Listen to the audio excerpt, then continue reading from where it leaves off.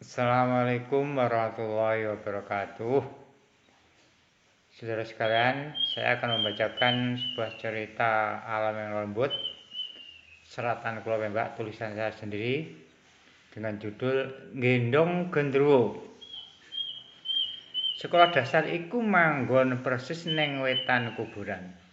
Kuburan iku kondang winget jalaran tinukulan witan gedhe ngrembayung ing sakiwa tengene. Jarane wong akeh, dek biyen lahan sekolah mau wujud tegalan duweke desa. Bareng ana jatah saka pamarentah supaya ngedekake SD, mula panggonan tilas Tegal mau kapilih kanggo sekolahan jalaran siji-sijine lahan kotong tur jembar sing diduweni desa kono. Lemah kosong liyane wis ora ana, kepeksa panggonan iku sing kudu dienggo sarana minterake lan ndidik bocah-bocah. Sesasi rong sasi sawise bangunan sekolahan dadi pancen ora ana apa-apa. Nanging bareng nyandak taun kapisan wiwit ana prastawa rada aneh. Prastawa sing menawa wae saka pakartine lembut sing maune mbawreksa lemah suwung kasebut. Bocah-bocah asing weruh ana makhluk gegirisi ireng gedhe dhuwur manggon ana sawijine ruang cedhak kamar guru persise ning toilet sing biasa kanggo bebuang bocah-bocah lan staf pendidik liyane. Ngatone makhluk mau mesti wae ndadekake murid-murid koden lan kadang malah ora gelem mlebu sekolah.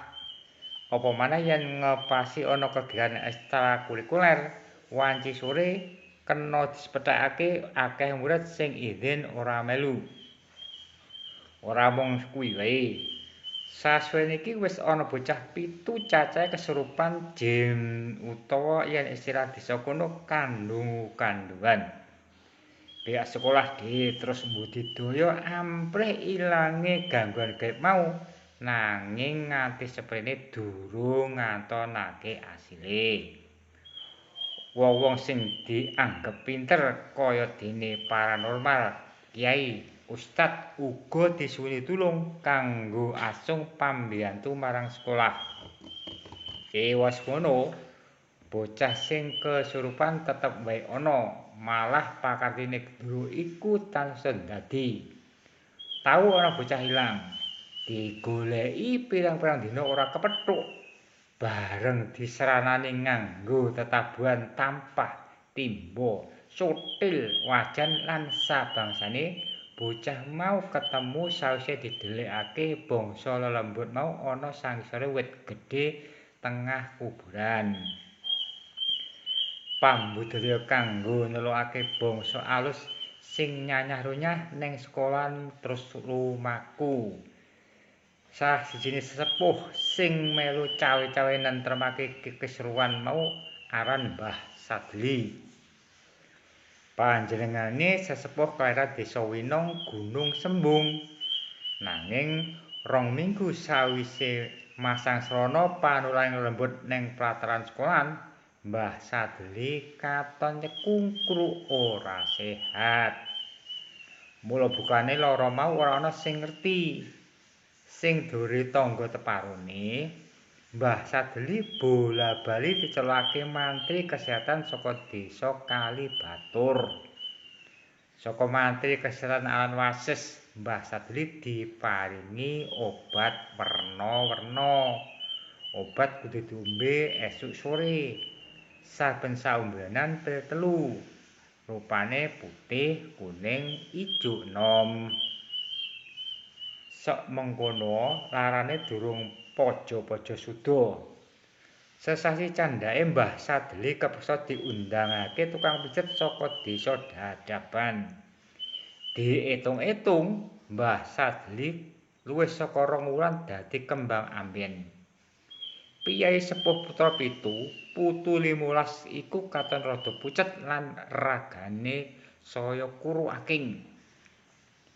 Agus, pesuruh sekolah sing diutus nekani omahe Mbah Sadli banjur cita yen sebab musabab Larane mau merga digandhuli déning bangsa alus sing seneng gawe ontan-ontan neng sekolahan.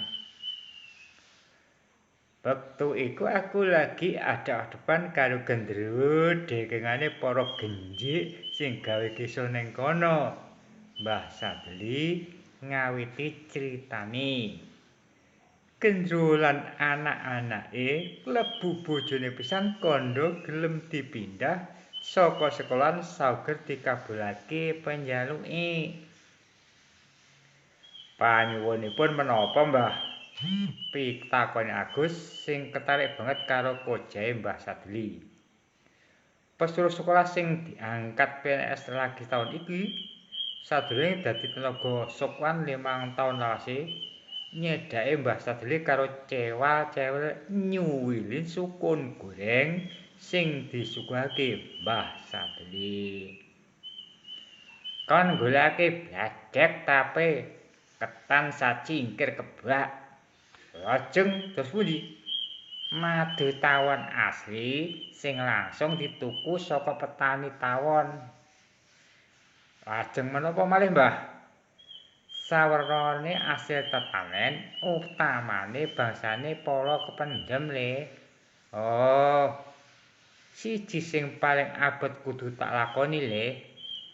Sambunge Mbah Sadli sinambi ngudut rokok lintingan klembak kekarmani.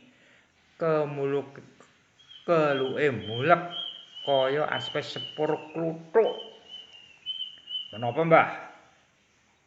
Aku dikongkon gendong gendruwo lanang, terus genti sing wedok saka toilet sekolahan pindah menyang wit wingin adum pinggir kuburan paling kulon kae le. Dipun turuti, Mbah. Buat-buate disambati wong le. Apa sing dikandhakake Mbah Sadli dibeterake dening wong akeh. Wong akeh mau pancen kudu mbaturi Mbah Sadli nalika proses pengusiran mau dianakake. Ning ngarepe wong sapirang-pirang, Mbah Sadli katon krenggusan kaya wong yen lagi nggendong barang abot ing boyoke. Saka jarak antarane toilet karo wit wingin udakara 100 meter. Klingete Mbah Sadli nganti teles kebes ngebaki klambi lan celanane. Ana wong arep mbiyantu nanging ditolak dening Mbah Sadli. Iki urusanku karo gendruwo gemblung. Kowe kabeh ora perlu anut grubyuk ben risiko apa wae tak tanggungi.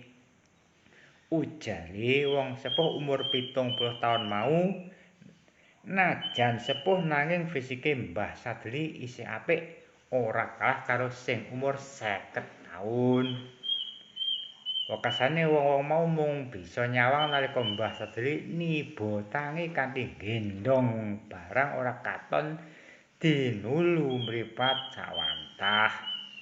Lemang jangkah saka wit wingin Mbah Sadli ambruk meh pedhot ambekane. Aduh, aku wis ora kuat maneh. Sambate wong sepuh jago tirakat mau. Warga banjur nggotong anggane Mbah Sadli ngalih saka kulon kono. Gendruwo gendeng mau njangkrukake aku nganti njungkel ngambung lemah kuburan nalika meh tekan wit wingin.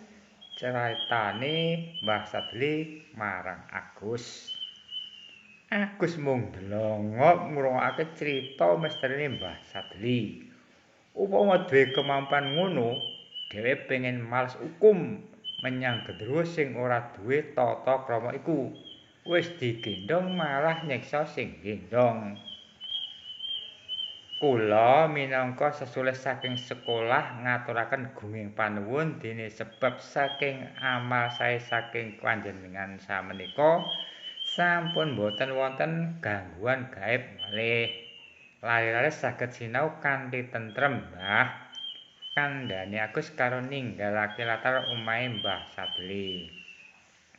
Lagi wae motor arep starter, udan rajak kaya disokake saka langit. Udan sing sajrone kebak rahmah ning wong padha gembremeng nampa peparinge Gusti Allah ngene iki. Kasemanten anggen kula maosaken matur nuwun saking kula dalam. Assalamualaikum warahmatullahi wabarakatuh.